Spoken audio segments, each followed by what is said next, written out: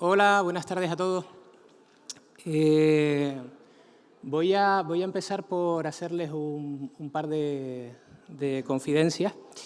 En primer lugar, al respecto del título, que es bastante pretencioso, lo de primeras evidencias sobre incidencias de campos eólicos en la avifauna de Gran Canaria, pues ya les digo eso, que es muy pretencioso porque las evidencias estaban sobre el terreno desde hace ya bastantes años, desde que comenzara la instalación de aerogeneradores en la isla de Gran Canaria con un proyecto piloto allá por 1985, naturalistas, biólogos de todo pelaje han ido constatando que esta forma de producir energía pues tiene evidentemente un impacto. Lo de primeras evidencias viene más bien a ser una referencia a las evidencias que se han tenido cuando se ha comenzado un trabajo más sistemático por parte del Cuerpo de Agentes de Medio Ambiente, porque sí es verdad que en servicios de diferente naturaleza sí que nos habíamos encontrado incidencias de afectación de aves en las que teníamos una sospecha cierta de que eran resultado del funcionamiento de instalaciones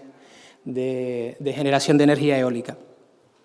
Y además ese trabajo que hemos comenzado aquí es muy incipiente, con lo cual la verdad es que yo venía aquí con una estrategia como de pícaro de Taur, que es mostrar un poquito con intención de que al final fueran ustedes los que me dieran mayor información. Y la verdad es que me ha chafado un poco la dinámica en la que las preguntas se pasan por escrito, porque esperaba, aunque lo entiendo por parte de la organización, porque es muy lógico a efectos de cumplimiento del tiempo, pero esperaba que hubiera un poquito más de calor y pudiéramos compartir experiencias. En cualquier caso, seguro que lo hacemos una vez finalice la charla, ya fuera de aquí. Pues les decía, una confesión y una advertencia. Esto como si fuera un medicamento antes de administrarle la píldora. Si alguien venía aquí o pensaba que la charla iba a implicar en sí mismo un cuestionamiento de la necesidad del despliegue de instalaciones de energía eólica, pues ya le digo yo que se equivoca. Lo que sí es una pretensión lógica y legítima por parte del colectivo de agentes es que el despliegue de esa forma de producción de energía, que es fundamental en el contexto en el que nos encontramos, de calentamiento global, que no olvidemos que es la principal causa de pérdida de biodiversidad, pues digo que la pretensión legítima es armonizar ese despliegue con el cumplimiento de la normativa de protección de la fauna, y en ese sentido es donde empezamos a constatar que hay bastante recorrido que hacer. Bueno, quiero trasladarles en primer lugar una reflexión sobre la presencia de la energía eólica en Gran Canaria y las perspectivas que hay de futuro. Igual me he ido un poquito primero a lo global, ¿no? Ya les digo, en el contexto ese que les comentaba de lucha contra el cambio climático, que además de unos años para acá parece que hay un repunte en la sensibilidad social respecto del tema, supongo que porque cada vez son más acuciantes e ineludibles las consecuencias que está teniendo, pues las energías renovables están teniendo un desarrollo pues muy destacado, y particularmente entre ellas la energía eólica, que, por ejemplo, en 2017 ya suponía más del 5% de la producción mundial de energía, con un crecimiento, con unas tasas anuales superiores al 10%. De hecho, previsiones del sector empresarial eólico a nivel mundial hablan de una duplicación en 10 años de la potencia eólica instalada. Estos los efectos de la charla o de los contenidos que pretendo desarrollar es fundamental porque se traduce en más aerogeneradores, ¿no? Más superficie ocupada por esta infraestructura. Vale, aquí algún dato más sobre el desarrollo de energías eólicas en los últimos años, de eólica y otras renovables. A nivel mundial, ahora mismo China es el que está teniendo un desarrollo más destacado. El año pasado instaló, creo que más del total de lo que instaló el conjunto de la zona euro. Y en España hemos estado viviendo un poquito de las rentas en cuanto a la venta de la potencia eólica que teníamos, porque sí es cierto que tuvimos un desarrollo hace años bastante pronunciado, que nos llevó a colocarnos en ese puesto del ranking que aparece ahí, que son datos de 2018, si no recuerdo mal. Pero digamos que nos hemos dormido los laureles en los últimos años, motivado en buena medida, entre otros aspectos, por la crisis económica. Determinó que se le adjudicara al encarecimiento del déficit de tarifa la adjudicación de primas a energías renovables, y por ello, como ustedes sabrán, durante muchos años los concursos de adjudicación de energía eólica estuvieron suspendidos, aparte de otros motivos ya más particulares aquí en Gran Canaria o en las Islas Canarias, relacionados directamente con casos de corrupción que han sido recientemente sentenciados. El caso eólico lo habrán escuchado. Bueno, lo que les decía, ese ranking de países en potencia instalada en 2017 pues evidencia hasta qué punto nos habíamos quedado un poquito atrás, y la previsión para los próximos años es que nos seamos los cuartos de potencia instalada a nivel europeo, nos superen la Gran Bretaña y Francia. Bueno, ilustración de los que les comentaba antes, se ve el desarrollo de potencia eólica instalada, y ahí tiene una referencia al total anual, cómo ha ido descendiendo a partir de la crisis, si bien estamos ahora mismo en un momento en el que, y es lo importante, lo que quería trasladar, está habiendo un repunte destacado por varios motivos. En principio se supone que la tendencia general va a ser esa, porque va a haber un encarecimiento del crudo, y correlativamente se está dando una bajada de costes de instalación y de, por así decirlo, rentabilidad de la producción de la energía eólica.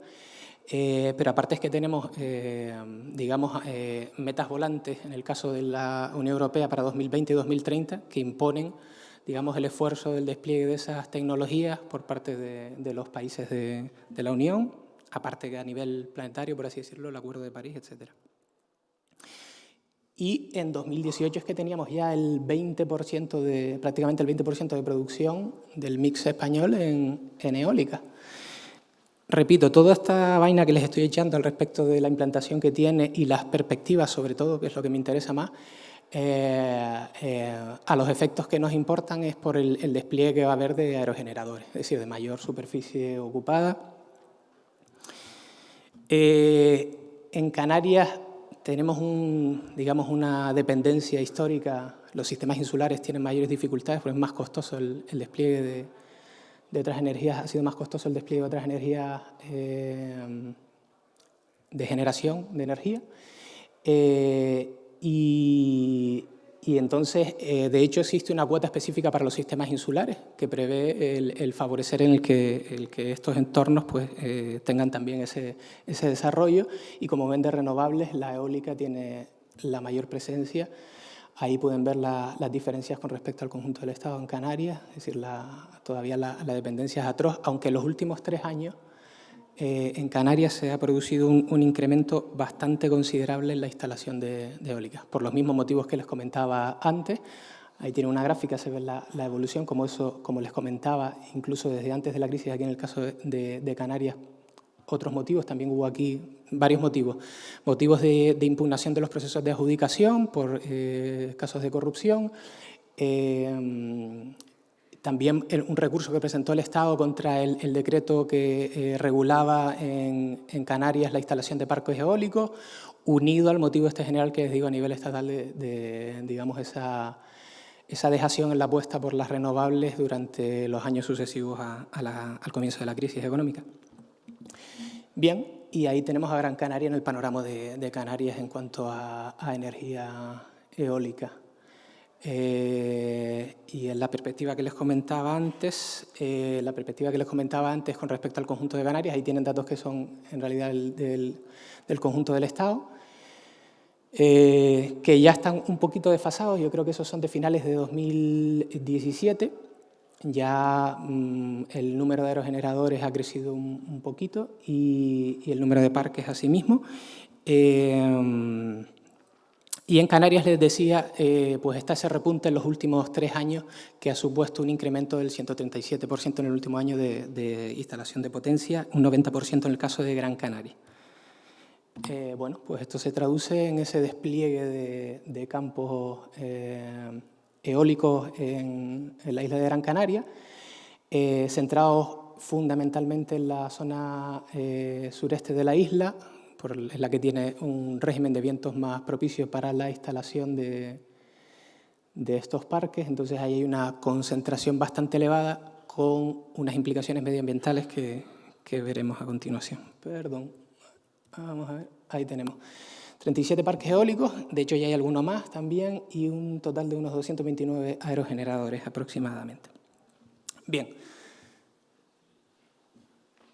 Vale, no tengo a nadie que me chive, sino que tengo ahí el tiempo para no irme demasiado. ¿Cuál es el problema entonces con el tema del impacto que está generando esta forma de producción? Pues yo me voy a centrar en los impactos que tiene no para la población, que los tiene así mismo, con la generación de ruidos, etcétera, el efecto parpadeo, etcétera, etcétera, sino que fundamentalmente para efectos de la fauna, los efectos están ahí señalados. Destrucción de hábitats, evidentemente, donde se instala un parque eólico, esa área queda descartada para las aves, ¿vale? Porque se producen remociones de tierra, se abren pistas, un trasiego impresionante hasta que se termina de colocar el parque, y una vez colocado ya como digo, ese ecosistema queda invalidado para su aprovechamiento, por así decirlo, por la bifauna. Efecto barrera, es decir, supone un cortocircuito, por así decirlo, entre la conexión de diferentes ecosistemas, sobre todo para aves que tienen un trasiego destacado, molestias y desplazamientos. Esto está también bastante relacionado, ¿no? No solo propiamente donde está instalado el campo se produce ese efecto de afectación a la fauna, sino también en los ecosistemas del entorno, por vibraciones, efectos de campo electromagnético, ruido, etcétera, pues produce un desplazamiento con consecuencias que pueden ser bastante delicadas para especies que están en pues, una situación de vulnerabilidad destacada, que puede llevar a la desaparición de comunidades. Impacto paisajístico, evidente, porque se colocan la mayoría de parques en entornos, por ejemplo, de montaña, aprovechando las crestas por la velocidad del viento, y eso tiene un impacto que posiblemente es de una de las cuestiones que tiene más sensibilizada a buena parte de la opinión pública. Y después el tema de las colisiones. Al intentar sortear esto o al ir de paso por estos campos, pues el efecto fundamental de muerte inmediata para las aves, no solo para las aves, también para los murciélagos. No voy a entrar demasiado ahí porque no tengo tiempo y no era el objeto, pero en Canarias tenemos 8 especies de murciélagos, y me consta que en los parques eólicos están cayendo murciélagos, con el efecto no solo además del impacto, sino que en ellos una cuestión curiosa es el barotrauma, creo que le llaman, ¿no? Es decir, hay una diferencia de presión entre el haz y el envés, por así decirlo, de las palas, y eso provoca en ocasiones muerte por afectación de los tejidos y de órganos de estos animales. Voy a poner un vídeo, igual lo han visto. A mí no... Yo creo que siempre es bueno, digamos, la imagen, aunque ya digo, estoy en un entorno en el que me imagino que la mayoría estamos familiarizados hasta cierto punto con el problema, pero a mí no deja de sorprenderme frente a la idea que tenía a priori de cómo se puede producir un impacto, las dificultades que hay de un impacto, a ver cómo un caso concreto se da el accidente.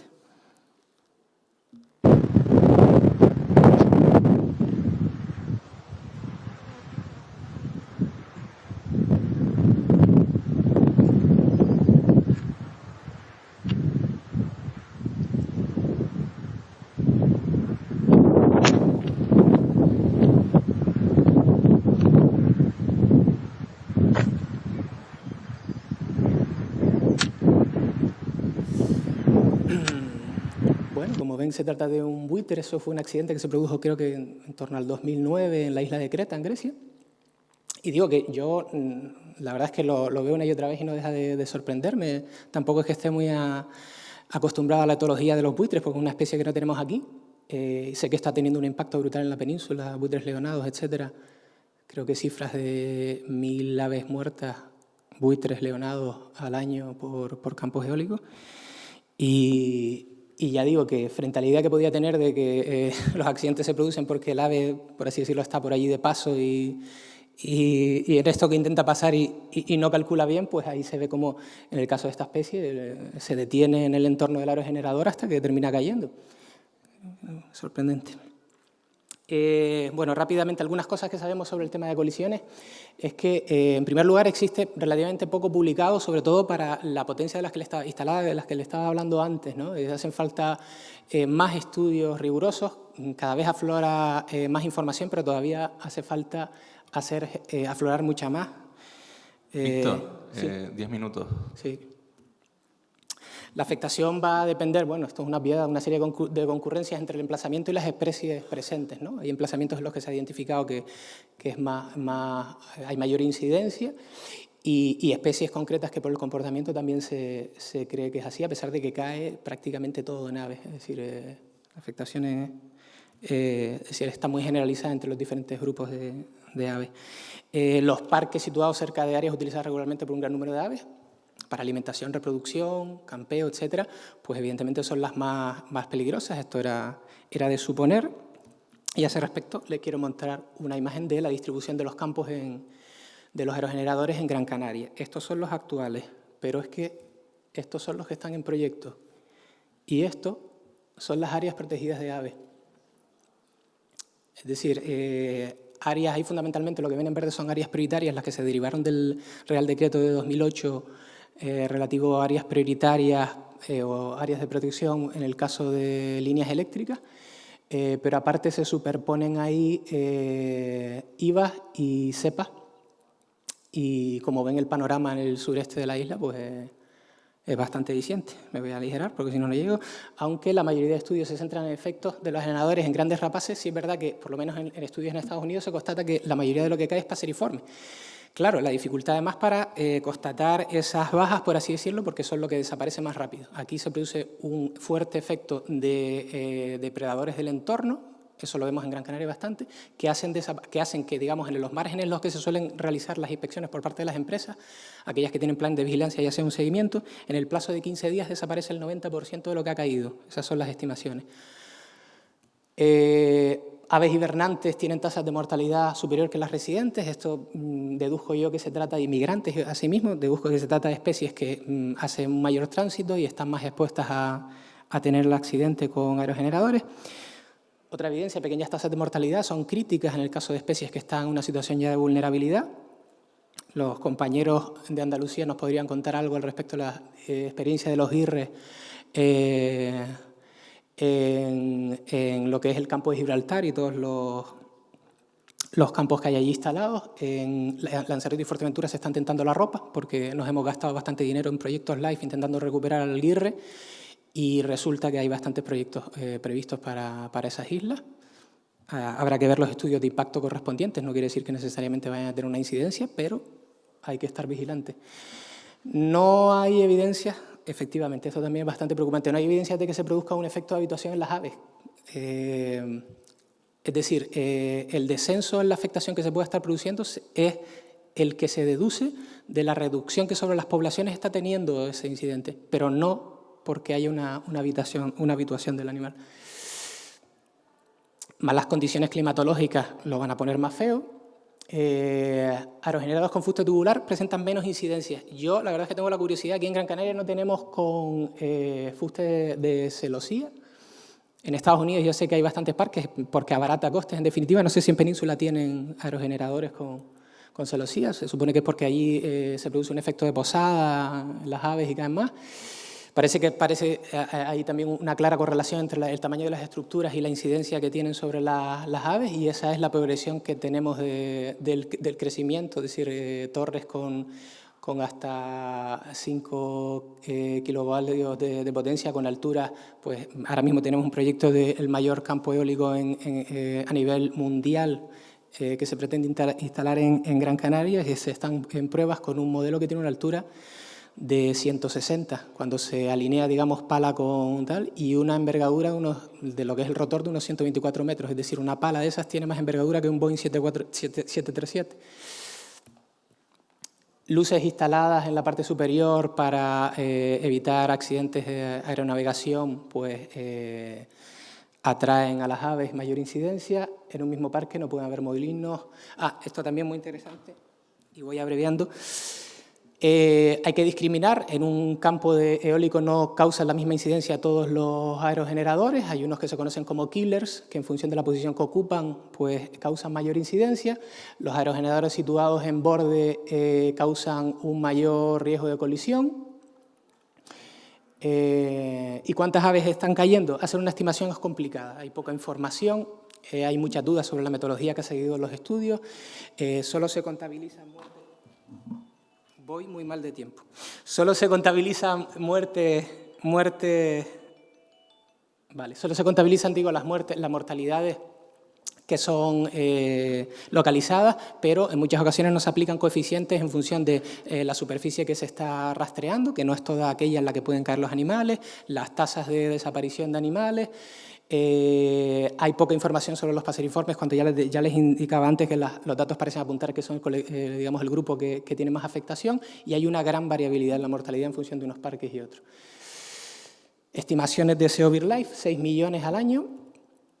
Si nos vamos digamos, al cálculo más ramplón, que es multiplicar incluso las cifras que dan las empresas, que son de 2 aves año por aerogenerador, y multiplicamos por los 20.000 aproximados que hay en el tal, estamos hablando ya de un problema que cuenta cifras de decenas de miles.